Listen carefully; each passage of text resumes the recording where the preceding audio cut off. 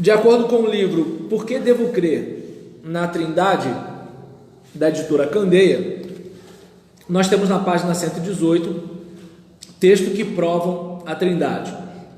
A atenção é usualmente focalizada nesse contexto nos versículos tais como Mateus 28, versículo 19, onde Jesus ordena o batismo em nome do Pai, do Filho e do Espírito Santo. Também são mencionados comumente 1 Coríntios capítulo 12, versículos 4 a 6 e 2 Coríntios capítulo 13, versículo 14, e não deixam de ser textos importantes. É interessante notar o comentário,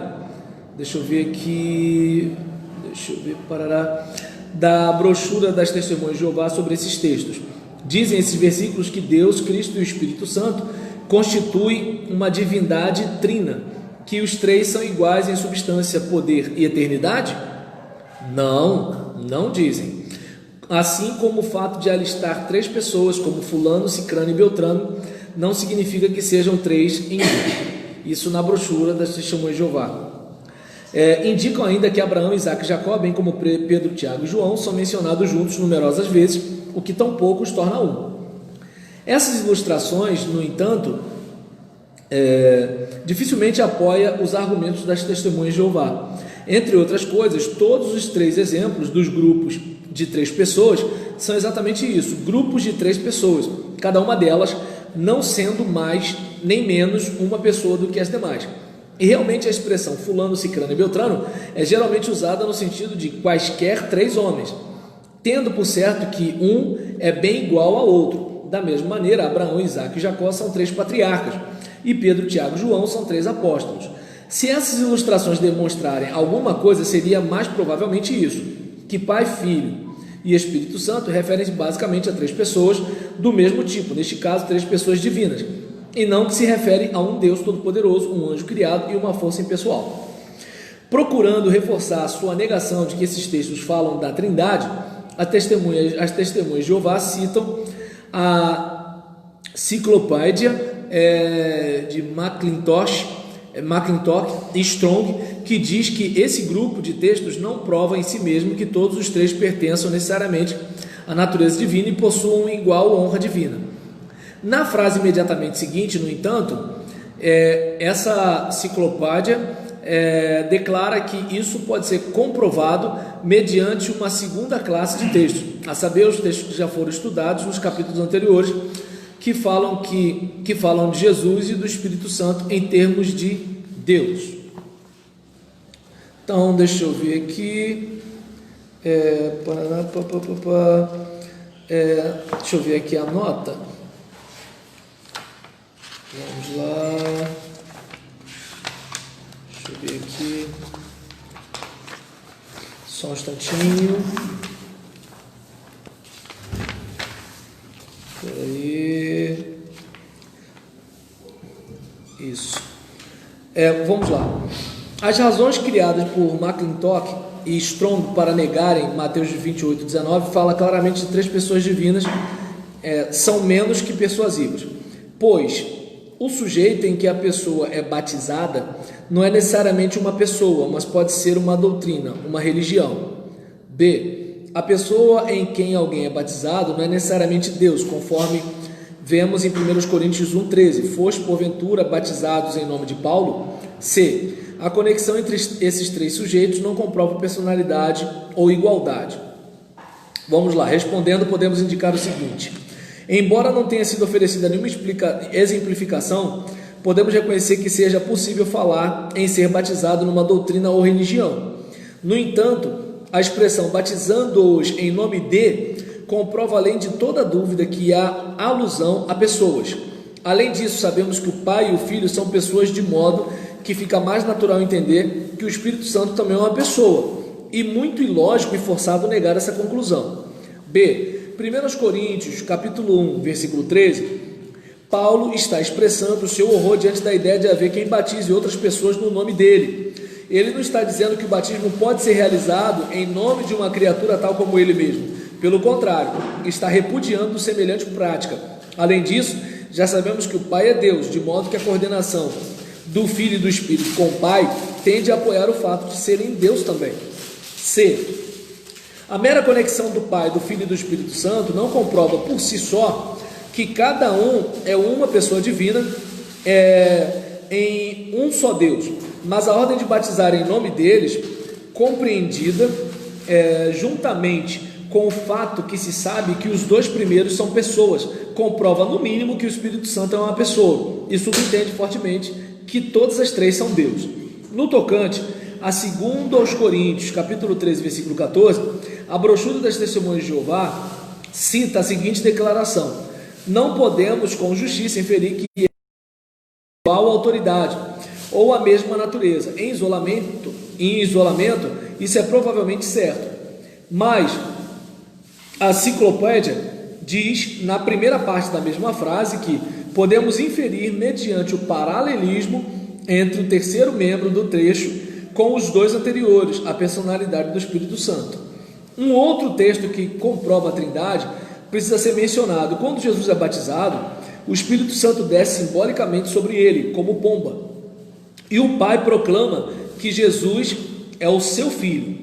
Mateus, capítulo 3, versículos 16 e 17, conferir com Marcos, capítulo 1, versículo 10 e 11, Lucas, capítulo 3, versículos 21 e 22, João, capítulo 1, versículo 32 a 34. A brochura das Testemunhas de Jeová argumenta que a descida do Espírito sobre Jesus no seu batismo subentende que Jesus não fora ungido com o Espírito até aquele momento, mas nada disso é dito. Devemos acreditar que João Batista estava cheio do Espírito desde o ventre de sua mãe, Lucas 1, versículo 15, ao passo que o Filho de Deus estava destituído do Espírito até ficar com cerca de 30 anos de idade. Devemos acreditar que um mero ser humano que Jesus era, segundo as Testemunhas de Jeová, viveu uma vida sem pecado durante cerca de 30 anos, sem a ajuda do Espírito Santo? O fato é que a descida do Espírito Santo sobre Jesus não foi para ele se tornar ativamente presente na vida de Jesus pela primeira vez, mas para marcar publicamente o início do ministério de Jesus e manifestar ao mundo que o Espírito realmente estava sobre Jesus. Esses textos de prova, portanto, realmente apoiam a crença que o Pai, o Filho e o Espírito Santo são três pessoas, e também dão algum apoio, mas não serve de comprovação total, à crença que essas três pessoas são Deus. Sua importância principal, no entanto, não se acha em se constituírem em textos de prova isolados em favor da Trindade como uma doutrina completa. Nenhum versículo isolado nos conta tudo a respeito de Deus. A importância desses textos é que demonstram que os escritores do Novo Testamento realmente pensavam em categorias trinitárias, mas naturalmente sem o vocabulário formal da teologia trinitária posterior. Mas não é apenas em alguns poucos textos que prova que se acha esse aspecto tríplice, esse padrão trinitário. Pelo contrário, ele permeia o Novo Testamento. E aí o autor ele fala sobre a Trindade nos Evangelhos, em Atos, em Paulo, no restante do Novo Testamento, e ele conclui dizendo o seguinte: o propósito desse panorama de textos neotestamentários não é declarar que cada um deles, examinado isoladamente, comprova a Trindade. A lição em pauta é isto sim, que no seu conjunto, somadas as evidências consideradas nos capítulos anteriores, em prol da divindade de Cristo e do Espírito Santo, constitui-se um argumento cumulativo sólido em favor da opinião de que a fé do Novo Testamento é trinitária. Com isso queremos dizer, não que é necessário conhecer ou aceitar a palavra Trindade para ser cristão, mas sim que a fé cristã revelada no Novo Testamento é o que a doutrina da Trindade diz que ela é. Para ser cristão, não é necessário conhecer nem compreender as expressões formais do trinitarismo que foram o resultado dos séculos de reflexão sobre o Novo Testamento, diante das distorções heréticas daquela fé. Por outro lado, para ser cristão, não se deve rejeitar a fé que a doutrina da Trindade foi projetada para salvaguardar. Além disso, para ser um cristão responsável, não meramente no sentido de obter a salvação pessoal, mas no sentido de ser um sócio ativo do restante da Igreja de Cristo na comunhão e serviço de Cristo, é necessário aceitar a doutrina da Trindade. Não aceitar a Trindade, depois de a Igreja ter elaborado essa doutrina com cuidado e cautela, como resposta aos ataques contra a sua fé, é negar que Cristo preservou a Igreja através das devastações provocadas pelas heresias e apostasias, e com isso é ofender implicitamente a Cristo, como está em Mateus 16, versículo 18, e Judas, versículos 3 e versículos 4. E então, a gente fecha, né, esse ponto aqui, né, conforme a gente pode observar, né, que crer em alguma doutrina, até mesmo na Trindade, não basta. Devemos colocar nossa confiança no Deus verdadeiro, indicado pela doutrina. Devemos também repudiar aquelas doutrinas que negam nosso único dono e Senhor, Jesus Cristo, como está em Judas 4, na própria tradução do Novo Mundo. As testemunhas de Jeová precisam buscar a luz da verdade a respeito de Jesus Cristo, como está em 2 Coríntios 4, versículo 6, verdade esta que pode libertá-los. João 8, versículo 32, das exigências de uma organização que toma sobre si ditar a elas o que devem crer. Somente Jesus Cristo e não alguma organização religiosa tem as palavras da vida eterna. João 6, 68.